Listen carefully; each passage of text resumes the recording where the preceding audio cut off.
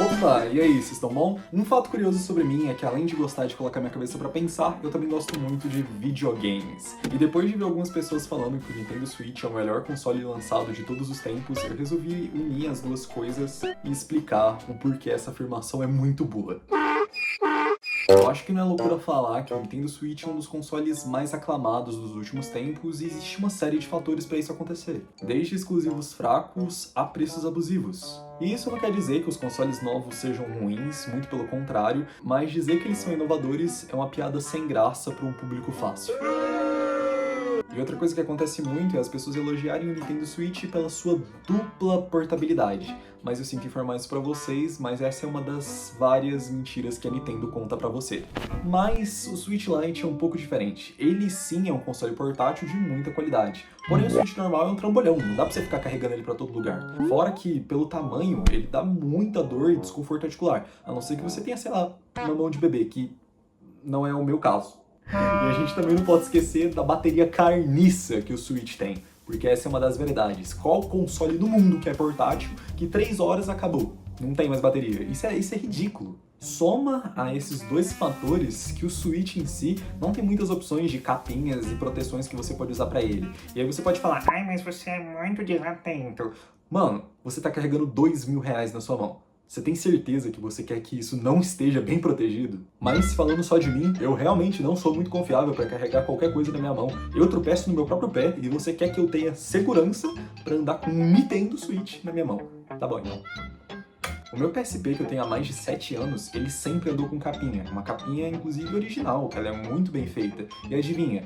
Ela tá com um pedaço quebrado. Por quê? Porque eu deixei cair. E imagina o que aconteceria se esse PSP tivesse caído no chão sem capinha. Ah, e também vale a pena falar que esse mesmo PSP de 7 anos, quando carregado, dura em média de 5 a 6 horas jogando direto. Mas tudo bem, você pode falar que a ergonomia é uma coisa muito pessoal e que isso varia de pessoa para pessoa. E que essa dupla portabilidade, ela é sim existente e que eu posso estar viajando. E tá bom, talvez você esteja certo. Mas então vamos falar de fatos. Para vocês que não sabem, o Nintendo Switch é um console feito com uma construção de plástico, o que já não é lá essas coisas, mas para se tornar um console mais acessível, é o melhor que a gente pode ter. O problema é que quando os engenheiros da Nintendo foram escolher um plástico, eles não se certificaram que esse plástico fosse específico para contato com a pele. Então o plástico que é usado no verso dos Nintendo Switch, ele é facilmente riscável e rapidinho ele fica engordurado. Eu tenho vários relatos de amigos meus que compraram o Nintendo Switch e pouco tempo depois ele já estava cheio de marca de dedo e completamente arranhado no verso. E eu não tô falando que isso não acontece com outros consoles. Consoles que têm Black Piano na maioria das vezes arranham muito fácil também. Só que isso não deixa de ser uma desvantagem. Ainda mais porque é um console que vai ficar o tempo inteiro na sua mão e não parado numa prateleira. Isso é um erro quase que grotesco e eu simplesmente não consigo aceitar que essa obsolescência programada é aceitável, porque ela não é. Vamos ser sinceros. E além disso, se a gente for falar de problemas operacionais, o Switch demora pra caralho pra baixar qualquer coisa. Se você for baixar um jogo leve como Katana Zero ou Hollow Knight, facilmente o seu Switch vai demorar mais de 1 hora pra baixar. Fora o armazenamento patético que vem de fábrica. Você tá me falando que 32 GB é suficiente pra você ter todos os seus jogos que você quer na sua biblioteca. Tá bom. Só pra você ter uma noção, com esse tamanho de armazenamento, provavelmente você só vai conseguir ter 5 ou 6 jogos mais pesadinhos na sua biblioteca. E logo você tem que ficar apagando pra pôr outro. E isso é ridículo. Mas não se esqueça, a Nintendo, assim como qualquer empresa, tem uma solução muito fácil pra você resolver esse problema seu. A gente fez uma parceria com a SanDisk, então é só você comprar um cartão de memória. E outra coisa que deveria entristecer qualquer usuário de Nintendo Switch é quando você se depara com um programa de assinatura horrível. Enquanto o Xbox Live oferece mais de 100 jogos, sendo a maioria deles de nova geração, você tem o Nintendo Switch, que oferece jogos de Super Nintendo. Que legal, né? Não. Além disso, se você não pagar esse valor de assinatura, você não tem acesso ao serviço online. Você pagou R$ 2.000 para poder jogar e você não tem o online. Isso não existe. E isso também é uma crítica às outras marcas, porque elas também fazem essa mesma sacanagem. O meu ponto não é falar que o Switch é um console ruim, porque isso seria mentira e ele realmente não é. O que eu quero fazer aqui é falar pra vocês que ele tem defeitos, assim como os outros consoles também têm. O problema é que falar que o Nintendo Switch é o melhor console já lançado de todos os tempos é uma afirmação forte demais. Eu consigo pensar em consoles da própria Nintendo que tiveram muito mais features legais do que o próprio Nintendo Switch, como é o caso do Wii, que teve aquele controle com sensor de movimento fantástico, que fez com que o Wii Sports participasse da infância de uma porrada de gente, ou o 3DS com aquela canetinha. Existiram várias features legais que foram introduzidas e o Nintendo Switch não tem essas features. Então, no quesito inovação, o Switch não vence ninguém. Além disso, grande parte das vendas que a Nintendo tem é por conta dos seus exclusivos, e isso já não dá pra falar mal. Os jogos da Nintendo têm algo especial dentro deles, sentimentos que só essas franquias conseguem alcançar. Quando você abre Zelda, você se sente vivendo aquela aventura como se você realmente fosse o herói do reino de Hyrule. E jogar Mario Party com seus amigos ou família é pedir pra ter uma das experiências mais engraçadas e divertidas da sua vida. Eu, particularmente, também tenho um amor muito grande pela franquia de Pokémon, e eu acho que eu nunca vou esquecer das minhas aventuras que eu passei jogando Pokémon Emerald no meu Xiaomi em emulador chucrute. O torte do papai não tem para ninguém. Então você deve estar se perguntando: mas qual que é o melhor console de todos os tempos? E pra te falar a verdade, essa é uma questão muito pessoal. O Dreamcast, por exemplo, foi o primeiro console a ter modem embutido, fazendo com que as pessoas conseguissem jogar online. E além disso, em comparação com seus concorrentes, o Dreamcast tinha gráficos 3D e efeitos visuais muito superiores para sua época. Fora o próprio controle do Dreamcast, que era revolucionário. Ele chamava VMU e ele possuía uma tela LCD incorporada, e ele funcionava como uma unidade de memória portátil. Então você podia visualizar informações do jogo que você estava jogando, e além de jogar minigames e transferir dados entre o console e o controle. Você tem noção do quão foda é isso? E além disso, o Dreamcast foi um dos primeiros consoles a permitir de forma mais ampla a publicação de jogos independentes dentro dele. O que definitivamente, até hoje, não é uma prática muito comum nessas empresas, a não ser jogos muito famosos. Então, em termos técnicos, daria pra falar que o Dreamcast é o console que mais inovou ou que apresentou mais inovações. Mas não é bem assim que a banda toca, meu querido. E além disso, ele flopou. Por incrível que pareça. Mesmo com tudo isso, ele acabou flopando.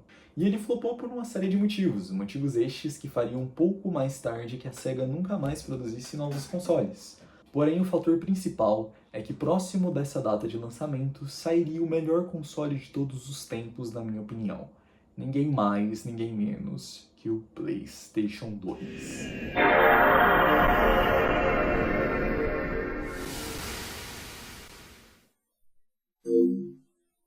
Ok, nesse ponto do vídeo você deve estar falando que o PlayStation 2 e o Nintendo Switch são consoles de gerações diferentes, então fica muito complicado comparar os dois. Mas eu rebato essa tacada fraca sua com a seguinte afirmação: o impacto do Play 2 ele não se resume em memórias afetivas e uma concorrência fraca, até porque dava pra ver que o Dreamcast era chumbo grosso, então dá sim pra realizar essas comparações. Afinal, não estamos falando do melhor console dessa geração, mas o melhor console de todos os tempos. Então, ok, vamos lá pra você entender mais um pouquinho do que eu tô falando. O PlayStation 2 é o console com o maior número de jogos que não só marcaram a própria geração de players, como de todas as gerações da história dos videogames. Jogos esses que são aclamados como obras-primas, como GTA San Andreas, FIFA Street, Resident Evil 4, Toy Story. E se a gente for começar a falar de jogos de filmes, cara, tem uma porrada. Tem jogo do Shrek, jogo do Carros, jogo do Harry Potter, jogo do Matrix, Transformer, Naruto, O Sem Floresta e até aquele filme tosco dos hamster espião ganhou um jogo de PlayStation 2.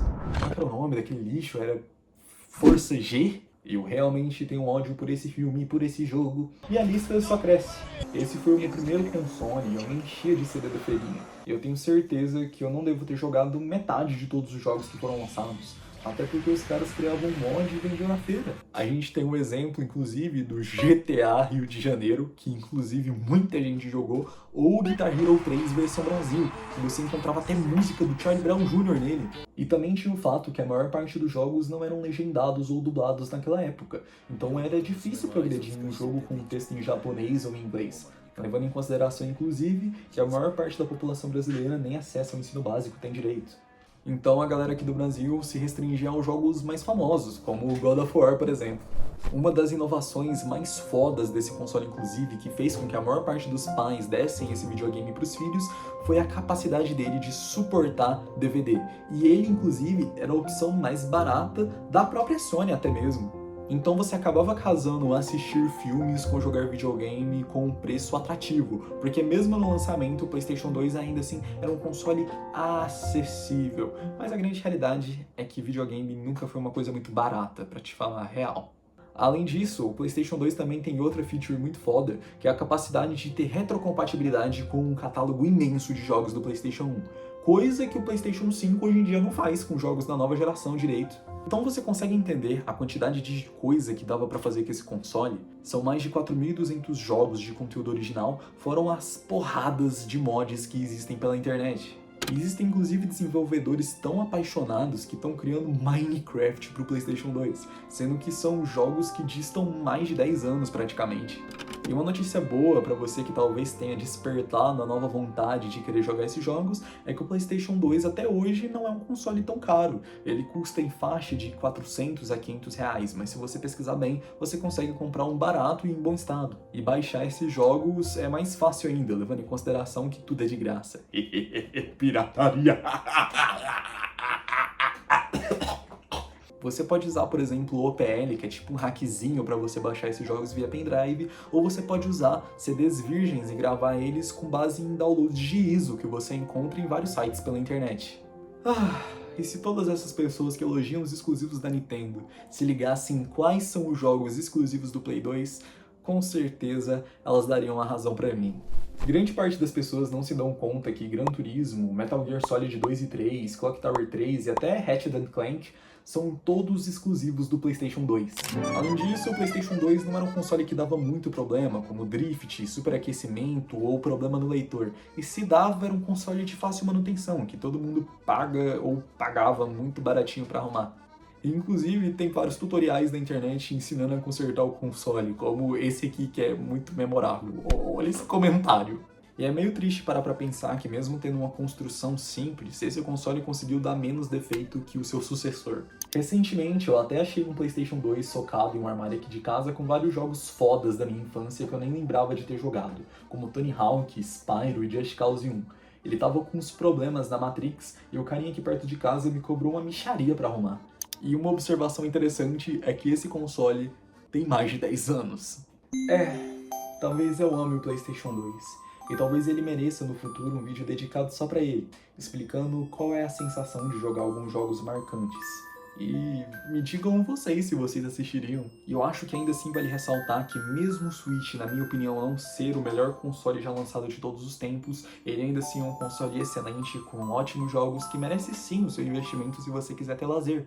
Mas eu compraria um PlayStation 2 antes. E já que você chegou até aqui, considera compartilhar esse vídeo, se inscrever no canal ou assistir os outros que estão aqui, que são temas variados, mas sempre são apresentados com esse mesmo humor, com essa mesma graça que eu sempre tento trazer pra vocês. Então eu recomendo, né? Não tem como não recomendar o papai. Eu sempre tô falando de muita coisa aqui e eu acho que você pode gostar. Então dá uma chance, vai. E acho que por hoje é só. Tchau, tchau.